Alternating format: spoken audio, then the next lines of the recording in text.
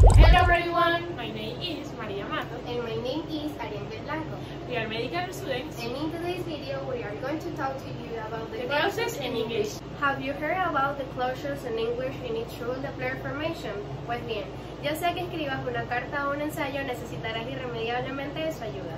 Esta unidad de oración es útil para que puedas expresar tus pensamientos y puedas demostrar tus habilidades de comunicación. En tus clases de inglés primero aprendes a utilizar el sujeto y el verbo, para luego comenzar a adentrarte en lo que es la formación de oraciones. Cuando estudias un nuevo idioma siempre hay nuevas cosas que aprender. Es por ello que en este video conocerás lo que son las cláusulas en inglés, cuáles son sus tipos y cómo se utilizan, para que puedas profundizar tus conocimientos, tengas dominio de las oraciones, puedas identificarlas y además puedas utilizar correctamente los signos de puntuación para pulir tu redacción. We are clauses in English. Las cláusulas son un grupo de palabras que están formadas por un sujeto y un verbo, donde el sujeto puede evidenciarse o ser tácito, pero el verbo siempre tiene que ser visible, a diferencia de otro grupo de palabras que no están formadas por sujeto o verbo.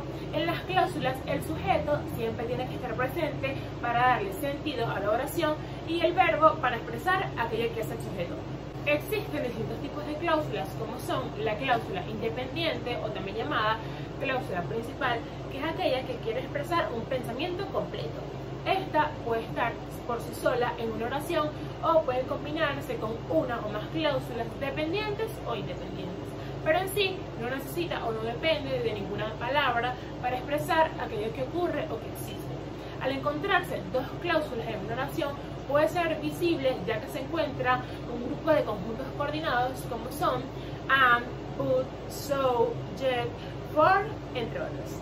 Un ejemplo de este tipo de cláusulas puede ser the sun shines every day, que traduce el sol brilla todos los días. La cláusula relativa es otro tipo de cláusulas en inglés donde se unen dos oraciones para transmitir algún tipo de información.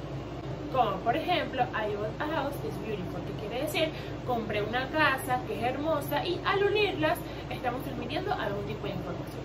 Aquí pueden existir dos tipos de cláusulas relativas, como son la restrictiva y la no restrictiva. La restrictiva es aquella donde se habla del sujeto o hace referencia directamente al sujeto del que se habla en la oración. Como por ejemplo, Anne is the girl studies in Harvard, que quiere decir que Anne es la chica que estudia en Harvard, haciendo referencia a ella. Y la cláusula relativa no restrictiva es aquella donde se añade algún tipo de información extra que no es necesaria para que se comprenda lo que quiero transmitir. Como por ejemplo, Maria lives in the building which has nice music, que quiere decir que en el edificio donde vive María existe un lindo museo, pero no es necesario darle información que existe un lindo museo ahí para transmitir donde vive María. Ahora hablemos de las cláusulas nominales o noun clause.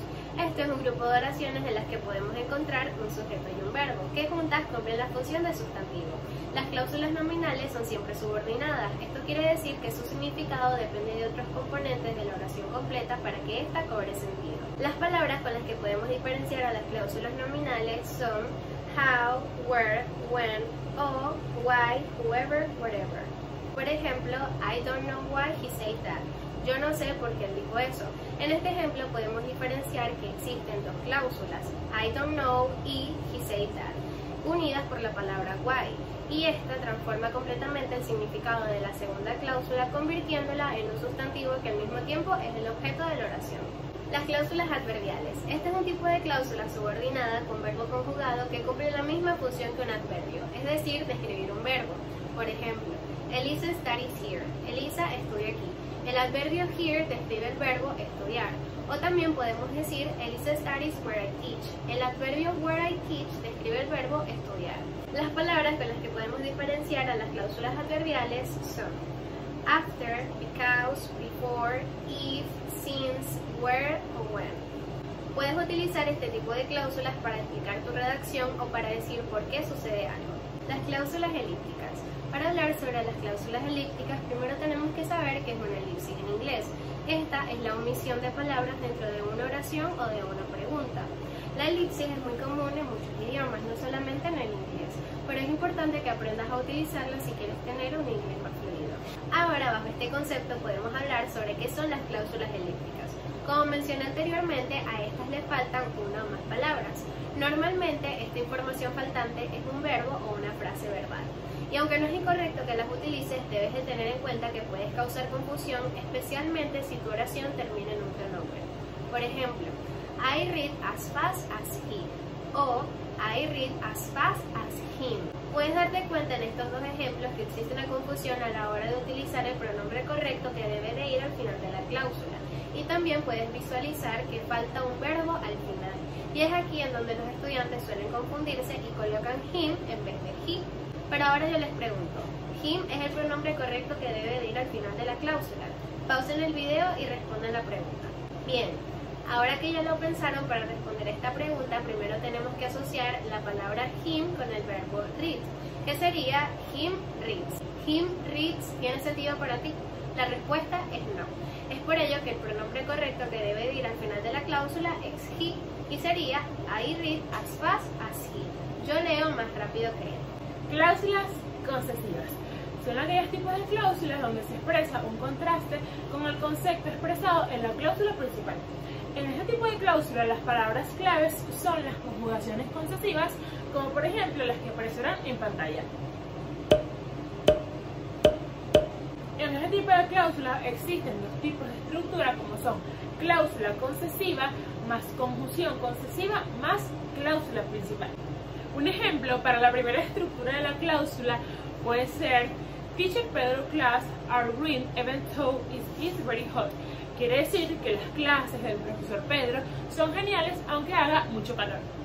La segunda estructura es conjunción concesiva más cláusula concesiva más cláusula principal. Para la segunda estructura de la cláusula es que no debemos utilizar though al principio de la oración.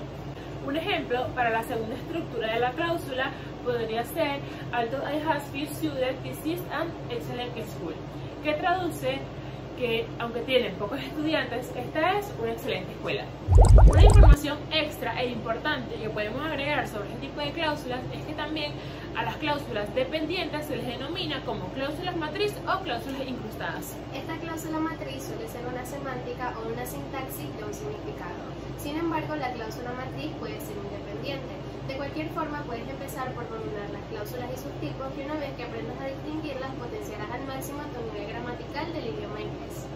Fue para nosotras un placer haber compartido este agradable reto de estudio con ustedes. Esperamos que esta información haya sido de su agrado y les sirva mucho para sus clases de inglés. Bye.